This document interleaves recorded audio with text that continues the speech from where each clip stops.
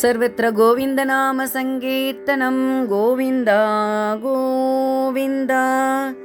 4ஆம் பத்து 7ஆம் திருமொழி. பெரியாழ்வார் அருளிச் செய்தது முதல் பாசுரம்.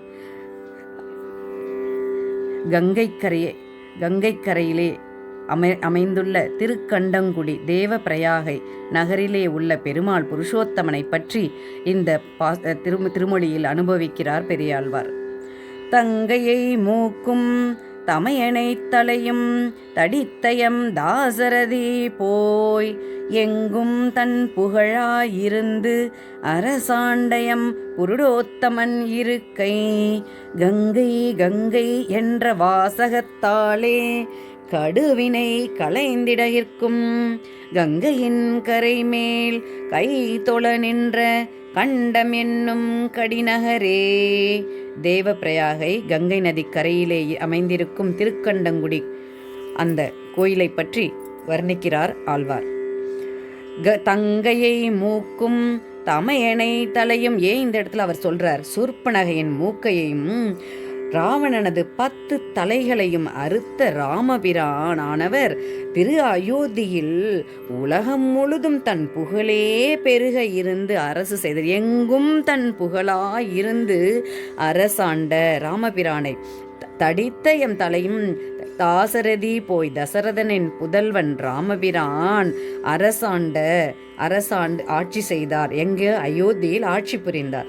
அந்த புருஷோத்தமன் எப்பொழுதும் வாடும் இருக்கை, புருஷோத்தமன் இருக்கை வாழும் இடமாவது அந்த கங்கை கரையை பற்றி வர்ணிக்கிறார். கங்கை கங்கை என்று சொன்ன அளவிலே கொடிய தீவினைகளை போக்கும் வல்லமை உடையதாம். கங்கை கங்கை என்ற வாசகத்தாலே கடுவினை களைந்திடகிற்கும் கொடிய தீவினைகளை போக்கும் வல்லமை உள்ள கங்கை கரையிலே கங்கை கரை மேல் கை தொழ வணங்கும்படி இருக்கின்ற கண்டம் என்னும் கடிநகரே, திருக்கண்டம் என்கின்ற சிறந்த நகரமாகும் என்கிறார் ஆழ்வார். சலம் பொதி உடம்பின் தளல் உமிழ் பேழ்வாய் சந்திரன் வெண்கதிர் அஞ்ச மலர்ந்து எழுந்த அணவும் மணிவண்ண உருவின் மால் புருடோத்தமன் வாழ்வு நலம் திகழ் சடையான் முடிகொன்றை மலரும் நாரணன் பாதத்துளாயும் கலந்து இழிபுணலால் புகழ்படு கங்கை கண்டம் என்னும் கடிநகரே. குளிர்ந்த கிரகணங்களுடைய சந்திரன் சலம்பொதி உடம்பின் தளல் உமிழ் பேழ்வாய் சந்திரன், குளிர்ந்த கிரகணங்களுடைய சந்திரனும் நெருப்பை கக்குகின்ற சூரியனும் இங்கே இரண்டு பேரும் பயப்படும்படி வளர்ந்து உயர்ந்து எம்பெருமான் எப்படி இருந்தார்? உலகங்களையும் அளந்தவர். மலர்ந்து எழுந்த அணவும் மணிவண்ண உருவின் மால் புருடோத்தமன், நீல ரத்தினம் போன்ற திருநிறம் கொண்ட திருமால் புருடோத்தமன் என்ற திருநாமத்தோடு வாழ்கின்ற அந்த இடம் கண்டமென்னும் கடிநகர். அது எப்படிப்பட்டது?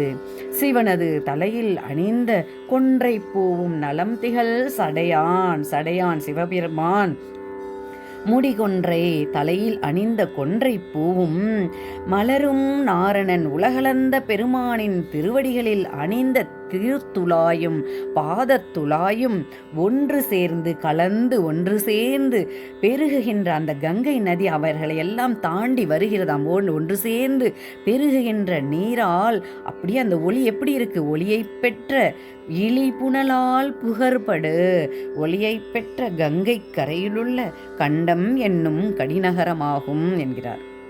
அதிர்முகம் உடைய வலம்புரி குமிழ்த்தி அழல் உமிழ் ஆளி கொண்டு எரிந்து அங்கு எதிர்முக அசுரர் தலைகளை இடரும் எம் புருடோத்தமன் இருக்கை சதுமுகன் கையில் சதுப்புயன் தாழில் சங்கரன் சடையினில் தங்கி கதிர்முகம் மணி கொண்டு இழிப்புணல் கங்கை கண்டம் என்னும் கடிநகரே.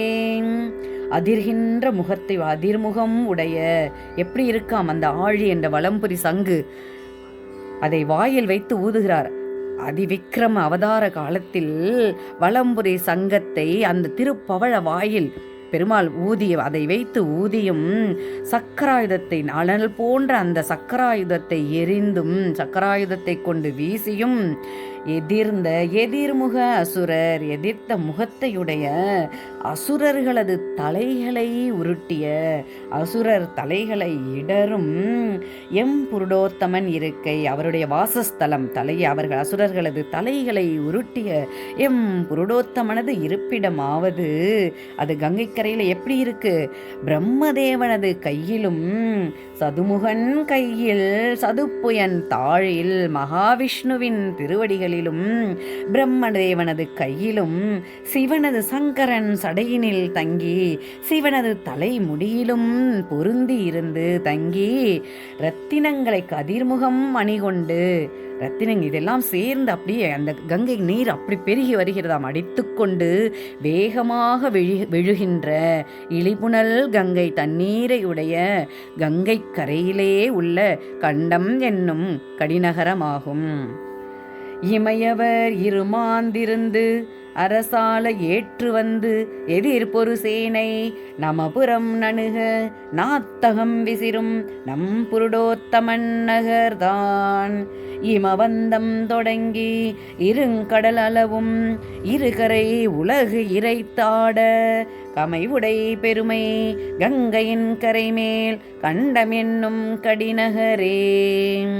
தேவர்களின் மேன்மையை பொறுக்காமல் அசுரர்கள் என்ன பண்றாங்க? இமையவர் இருமாந்து இருக்க அவர்களோட பெருமைகளை மேன்மையை பொறுக்காமல் அசுரர்கள் போருக்கு வர இருமாந்து எதிர்பொரு சேனை அவர்கள் சேனை படைகளை எல்லாம் எடுத்துக்கொண்டு அசுரர் போருக்கு வர அசுரர்கள் அந்த அசுரர்களை தமது ஆயுதங்களை கொண்டு நாத்தகம் என்னும் நமபுரம் அந்த அசுரர்கள் யமலோகம் செல்ல நணுக நமபுரம் நணுக யமலோகத்திற்கு அனுப்ப ரெடியா இருக்கிறார் நம்மளுடைய கிருஷ்ண பெருமாள். நாத்தகம் விசிறும் நந்தகம் என்ற வாளை கொண்டு அவர்களை அழித்து எதிரிகளால் எந்த தீங்கும் நேராமல் தேவர்களை மிகவும் செருக்குடன் வாழ அருள் செய்கின்ற நமது புருடோத்தமனுடைய நகரமாவது அவர் அங்கே இருப்பதால் அதனுடைய பெருமையெல்லாம் சொல்லி காமிக்கிறார். அப்படிப்பட்ட புருஷோத்தமனுடைய நகரமாவது இமவந்தம் தொடங்கி இமயமலை முதல் இமயமலை உச்சி முதல் இமவந்தம் தொடங்கி கடல் வரையில் பெரிய இருங்கடல் கடல்னு மட்டும் சொல்லலை, இருங்கடல் பெரிய கடல் வரையில் உள்ள அளவும் உலகத்தவர் ஆரவாரம் செய்து இந்த போரை முடித்து காப்பாற்றிய அந்த பெருமாளுக்காக இருகரை உலகம் இறைந்து ஆட இரண்டு கரையிலும் உள்ள மக்கள் கூட்டம் இறைந்து ஆட நீராட உலகத்தவர் ஆரவாரம் செய்து கொண்டு நீராட அவர்களுடைய பாவங்களையெல்லாம் பொறுக்கும் கங்கை நதி. கங்கை நதியை சொல்லணுமா என்ன? கங்கை நதியில் நீராடினால் பாவங்கள் போகும் என்று சொல்வது உண்மையாகிவிட்டதே. இங்கே அவர்களுடைய பாவங்களை எல்லாம் கமைவுடை பெருமை கங்கையின் கரைமேல் அப்படிப்பட்ட பெருமை வாய்ந்த அவர்களுடைய பாவங்களையெல்லாம் பொறுக்கும் பெருமை உடையதாய் அதனால் பெருமை பெற்றது கங்கைக்கரை. கங்கை கரையின் மேல் உள்ள அந்த கண்டம் என்னும் கடிநகரம் தெய்வப்பிரயாகையை இப்படியெல்லாம் வர்ணிக்கிறார். தொடர்ந்து அனுபவிப்போம். ஆண்டாள் ஆழ்வார் எம்பெருமானார் ஜீய திருவடிகளே சரணம். சர்வத்திர கோவிந்த நாம சங்கீர்த்தனம் கோவிந்தா கோவிந்தா.